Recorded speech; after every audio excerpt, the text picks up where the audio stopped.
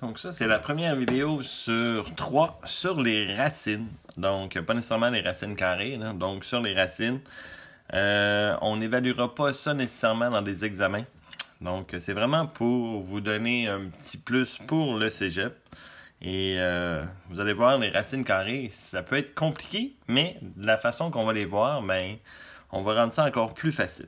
Donc, si je veux faire la racine carrée de x5, donc ce que je veux que tu comprennes, donc je veux tes voix, que tu, comment dire, là, que tu sois capable de voir ce que c'est. Donc, j'ai un petit peu image, là, donc vous allez voir, là, donc si j'ai x5, c'est comme si j'en avais 5. Je vais me dessiner 5 points.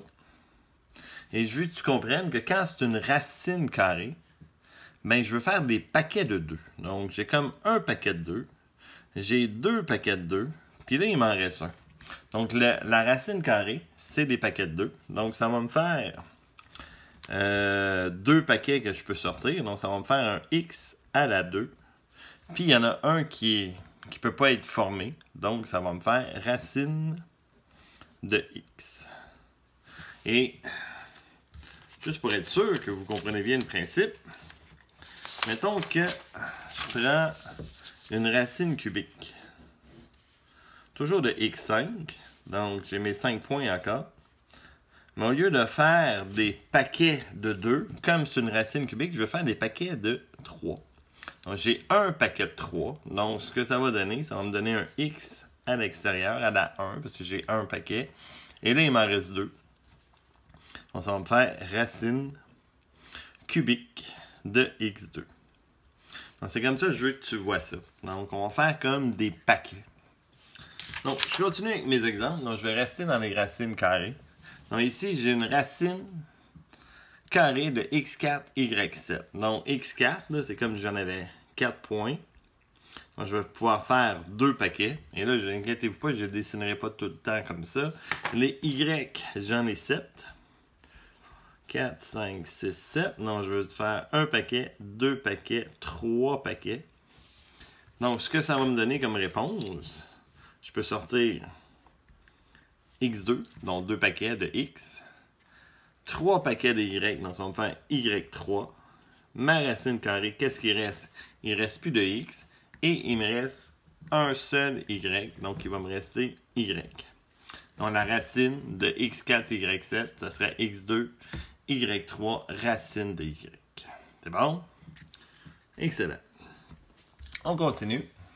Là, je vais faire des racines cubiques. Donc, si j'ai x10, je veux que tu comprennes que... Là, on ne fera pas les petits points, quand même. Donc, si j'en ai 10, ça veut dire que je vais faire 3 paquets de 3. Donc, j'ai un x3 ici. Et mes 3 paquets de 3, là, c'est comme si j'en avais pris 9. Hein? Finalement, je vais le dessiner. C'est le dernier que je dessine. Donc, j'ai un paquet, 2 paquets, 3 paquets. Donc, ça veut dire que j'en ai pris 9. Et comme j'en avais 10, ça veut dire qu'il va m'en rester un à l'intérieur. Y12, ben, je peux faire 4 paquets de Y. Et mes 4 paquets, ben, c'est pour les 12, donc il n'y aurait pas d'Y à l'intérieur. Et des Z17, donc ça veut dire que je vais faire 5 paquets. Donc ça m'en fait 15, 5 x 3, 15. Et il m'en reste 2 à l'intérieur. J'espère que vous comprenez bien le principe. Celui-là ici, racine carrée de 2 à la 5, x à la 3. Donc ça veut dire que je vais pouvoir sortir 2 paquets de 2.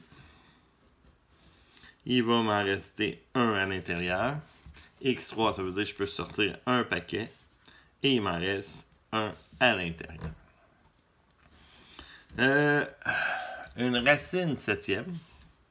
Donc, ça veut dire que là, une racine septième. J'ai 2 à la 7, c'est une racine quatrième que je veux dire. Donc, je vais faire comme l'autre. J'écris ma racine, je vais placer ceux que je peux sortir, puis ceux qui restent en dedans. Donc, quand je fais des paquets de 4, je peux juste en sortir un seul.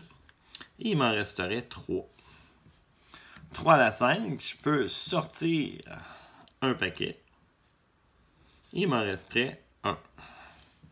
X à la 17, ça veut dire que je peux en sortir 4 paquets. Donc ça m'en fait 16. Il m'en resterait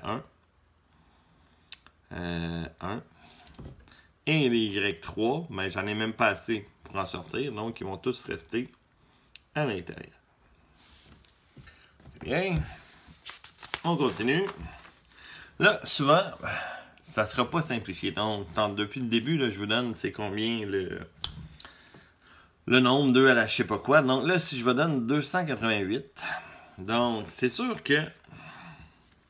Donc, regardez un petit peu, là, 288, je pourrais voir tout de suite que c'est 2 fois 144. Attendez un peu. Je vais le faire de deux façons. Donc, je vois c'est 2 fois 144, x à la 6. Donc, mon 144, c'est mon 12. Donc, je pourrais sortir un paquet de 12. Là. 12, je peux sortir un x3 et il me resterait le 2. Mais souvent, tu y penses comme pas nécessairement de faire ça. Si tu y penses, c'est sûr, c'est bien. Là.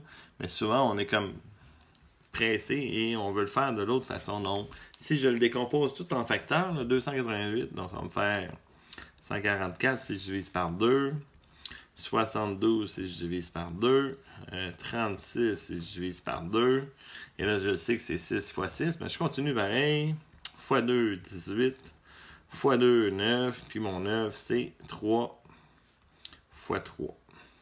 Donc je pourrais le développer comme ça, comme je faisais aussi avec les logs. 3, 4, 5, 6, donc j'ai 2 à la 6. J'ai 1, 2, 3, 4, 5, 6. C'est comment que 2 à la 6 fois 9, je vais l'essayer pour être sûr.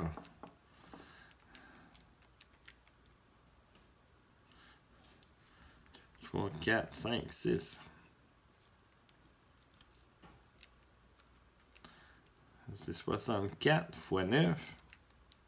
576. J'ai comme un doute trop. Qu'est-ce que j'ai fait de pas correct? Ah oui, c'est ça. Bravo. Donc, 2 à la 18, ça c'est bon. De toute façon, vous ne l'aviez même pas vu. Donc, je recommence. Donc, désolé. Donc, 228, ça divisait par 2. Ça divisait par 2. Ça divisait par 2. 18. Donc, rendu là, c'est par 3. Et ici, ça va me donner par 3. Donc, c'est 2 à la 1, 2, 3, 4, 5. 2 à la 5, ça a plus de sens.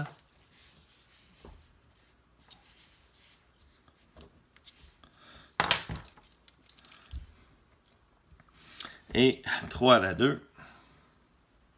Toujours mon x à la 6. Et là, je pourrais faire comme je faisais tantôt. Donc, 2 paquets de 2.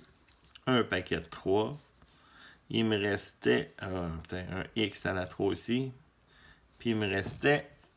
J'ai oublié mon 2 à l'intérieur ici. Ça va super bien celui-là. Donc j'ai un 2 qui me reste. Le 144, je l'ai sorti. Donc c'était racine de 2x. Et là, comme je vous disais aussi, même chose. J'en ai 5. Donc si j'ai sorti 2 paquets, il m'en reste un. Les 3 sont toutes sortis. Et les x, il n'y en a plus non plus. Donc c'est un 2 je voulais écrire ici finalement. Bah. Ça va très très bien, cet exemple-là. Racine de 2. Bon, on l'a. Désolé, je me trompe plus dans le prochain. Donc, racine de 2000. Donc, moi, je veux le décomposer comme j'ai fait ici. Là. Surtout, c'est une racine cubique, donc je ne les connais pas par cœur. Donc, ça va me faire 1000. Divisé par 2, 500. Divisé par 2... 250, divisé par 2, 125, et ça c'est 5 à la 3, donc si je poursuis, 25, divisé par 5, 5, divisé par 5, mon 1. Donc ça va être 2 à la 4, racine cubique de 2 à la 4, fois 5 à la 3, x4, y12. Donc, ça va me faire, je vais sortir, pour ne pas me tromper, là. En 2 à la 4, je vais écrire ceux qui restent au fur et à mesure. Comme ça, je ne me tromperai pas. Donc, un 2 à la 4, ça veut dire que je sors un paquet. Il m'en reste un dedans. Un 5 à la 3, ils sortent tous. C'est un paquet. Des X, un paquet, mais il m'en reste un. Et Y12, ça veut dire 4 paquets. Et il n'y en a pas à l'intérieur. Donc, ça pourrait être ma réponse. Ou on peut l'écrire un petit peu plus cute. 10 x, y4 racine cubique de 2x. Et finalement, mon dernier, mon racine de 2160. Donc, même principe, on divise ça en facteurs. 2160 divisé par 2, 1080 divisé par 2, 540 divisé par 2, 270 divisé par 2, 135. Ça va diviser par 5, 27. Puis là, je sais que 27, c'est 3 à la 3. Donc, si je l'écris ici, ça va me faire 2, 3, 4, 2 à la 4, fois 3 à la 3, fois 5. Et ça, c'est des x à la 5. Et ça veut dire que je peux sortir 2 paquets de 2. Ça, il m'en reste plus. Je peux sortir un paquet de 3. Il m'en reste un en dedans. Le 5 ne peut pas sortir. Et les x5, je peux en sortir 2 paquets, x2. Et il m'en reste un à l'intérieur. Donc, ça va me faire ça. 2 à la 2 fois 3. Donc, je vais l'écrire comme 12. Racine x2. Racine carrée de 15x. Excellent. Bon, là, on va pratiquer les opérations d'addition et de soustraction. On sait un petit peu comment faire. C'est pas très compliqué. On l'a déjà fait un petit peu de façon très intuitive, mais là, on va le mettre plus concret, mettons. Donc, si j'ai des racines de 5, ça va s'additionner avec d'autres racines qui sont pareilles. Donc, si j'ai 3 racines de 5 plus 5 racines de 5, bien, je suis rendu à 8 racines de 5, moins une racine de 5, donc je suis rendu à 7, puis ça reste des racines de 5. Donc, on additionne comme des termes semblables quand les racines sont identiques. Deuxième exemple, donc j'ai racines de x, j'ai des racines de y. Donc, les racines de x vont aller ensemble, bien sûr. Donc, je vais mettre mes deux racines de x ensemble. Donc, 3 racines de x plus 4 racines de x, ça me donne 7. C'est les racines de x. Et la racine de y, on va les mettre ensemble. Donc, si j'en ai moins 2 plus 7, ça m'en fait plus 5 racines de y. Très souvent, dans ce genre d'exemple-là, les racines ne seront pas simplifiées nécessairement au début. Donc, on va devoir les simplifier. Puis après ça, on va pouvoir voir si on a des termes semblables. Donc, celle-là ici, le 8x3, ben, on comprend que c'est un 2 à la 3, ça. Je vais l'écrire en rouge. Là. Donc, ça, c'est 2 à la 3, x à la 3. Donc, ça veut dire que je pourrais sortir un paquet de 2. Et ce paquet de 2-là va aller se placer avec le 4. Donc, ça va me faire 8. Des x3, ça veut dire j'en sors un paquet. Et à l'intérieur, il me reste un 2x. Moins. Le 9x, donc c'est un 3 à la 2. Donc, je pourrais sortir un paquet ou tout simplement la racine de 9. Donc, ça va me faire 3 fois 3, moins 9x, racine de x. Celui-là ici, j'ai 18. Donc, c'est un 2 fois 3 à la 2. Donc, ça veut dire que je peux sortir un paquet de 3. Il va me rester un 2x en dedans. Donc, racine de 2x. Et mon paquet de 3 va me faire avec lui 2 fois 3, 6x. Et mon dernier terme, je peux rien faire avec. Donc, moins 5y racine de 2x. Et là, est-ce qu'on a des termes semblables? Donc, il faut vraiment que tout soit pareil. Il faut que le x racine de 2x soit pareil. Donc, s'il y a des x à l'extérieur, ben, c'est des termes semblables. Là. Même chose pour lui. Donc, ça, c'est vraiment pareil. X racine de 2x. Et ben, celui-là aussi. Non, ça, c'est un y. Oh, j'ai failli me faire avoir. Donc, ça, c'est pas pareil. À cause du y. Donc, ces deux-là, on peut les mettre ensemble. Ça va me faire 14. X racine de 2x. Et mon moins 9, il est tout seul. Racine de x. Et celui-là aussi est tout seul. Moins 5 y racine de 2x. Donc, il faut vraiment que la partie littérale, donc les lettres, et les racines à l'intérieur soient identiques. Pour les produits, ça non plus, c'est pas très difficile. Donc, on va faire l'extérieur avec l'extérieur. Et on va faire l'intérieur fois l'intérieur. Et c'est sûr que c'est des racines carrées. On va faire ça fois des racines carrées. Si on avait des racines cubiques avec des racines carrées, mais là, il faudrait agir autrement, mais on n'en fera pas cette année. Donc, j'ai un 4 fois 5 qui va me donner un 20. Et racine de 2 fois 3. Donc 2 fois 3, je vois que j'ai pas de paquet rien. Donc je peux l'écrire tout simplement comme étant 6. OK, deuxième exemple. Avant de faire mes produits, ce que je vais faire très souvent, donc les nombres sont plus petits que quand je vais faire mon produit, donc surtout l'intérieur. Donc je vais essayer de l'écrire déjà en exposant. Donc mon 8, je sais que c'est 2 à la 3. X à la 3. Et mon 90, si je peux prendre une feuille pour le calculer, pour être sûr. Je vais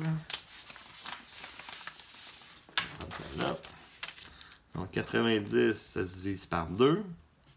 Ça me fait 45, divisé par 5, ça me fait 9. Donc c'est un 2 fois 3 à la 2 fois 5, x, y, 3. Et là, rendu là, ben, on peut le faire de plein de façons. Donc, il y en a qui vont les simplifier vraiment, qui vont les sortir. Et après ça, ils vont refaire le produit. Et souvent, quand tu refais le produit, tu dois resimplifier encore. Ou tout simplement, moi, ce que je préfère, c'est que je vais faire mes produits. Et la réponse que je vais avoir, je vais la simplifier. Donc, au lieu de simplifier 2 fois, je le fais juste une fois. Donc, si je fais mon produit, 12 fois 7, ça me donne 84. X2, Y, ça c'est les parties extérieures. Et l'intérieur, donc le 2 à la 3 avec le 2, donc ça c'est un 2 à la 4. Et mettons que j'ai barre au fur et à mesure pour ne pas en oublier, j'ai un 3 à la 2. Il est pris, là j'ai un 5. J'ai un X3 avec un X, donc ça va me faire un X à la 4. Et finalement, j'ai X3, X. Le 5, je l'ai pris, donc il me reste un Y3. Et là, je vais simplifier, je vais sortir ce que je peux. Donc, j'ai toujours mon 84 ici. Je vais écrire mes lettres. Hein. Je vais ajouter ce que je sors à côté. Après ça, on fera notre produit. Donc, 2 à la 4, je peux sortir un 2 à la 2. Il n'y en a plus. 3 à la 1, un paquet. Le 5 ne peut pas sortir. Je peux sortir un X2. Je peux sortir un Y. Et il me restait un Y ici. Donc, comme réponse finale, donc je vais multiplier tous mes nombres ensemble. Donc, j'ai un 84 fois 4 fois 3. Donc, fois 2 à la 2, donc c'est 4.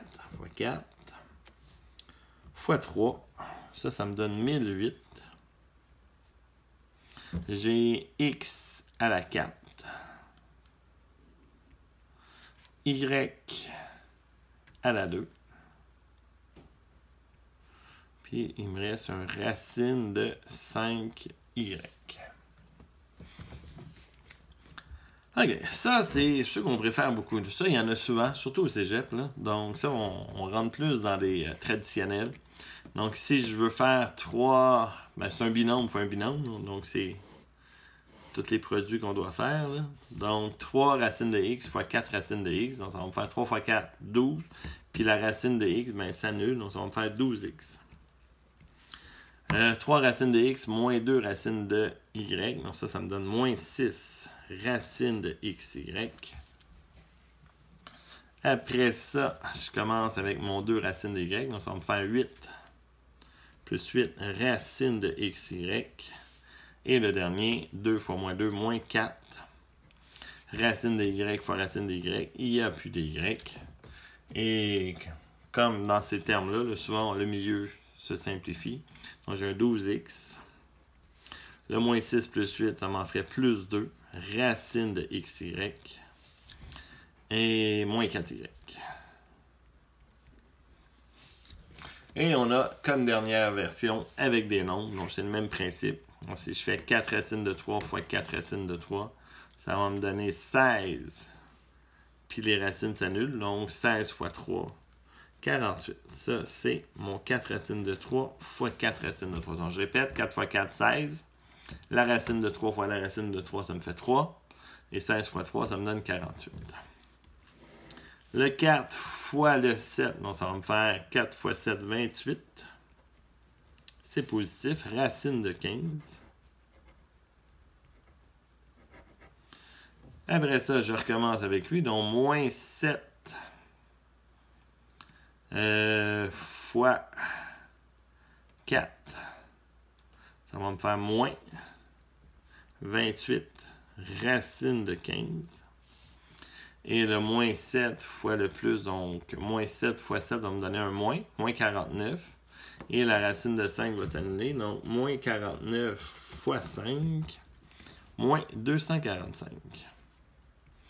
Et on remarque, par magie, le milieu va s'annuler. Donc le 28 racine de 15 moins le 28 racine de 15, ça s'annule.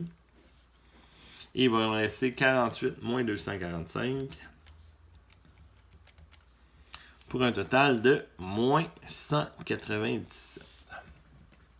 En passant, quand les termes sont de signe contraire, on appelle ça le conjugué. Donc, on va voir ça plus loin, là, dans les exemples suivants. Donc, ça complète notre première vidéo.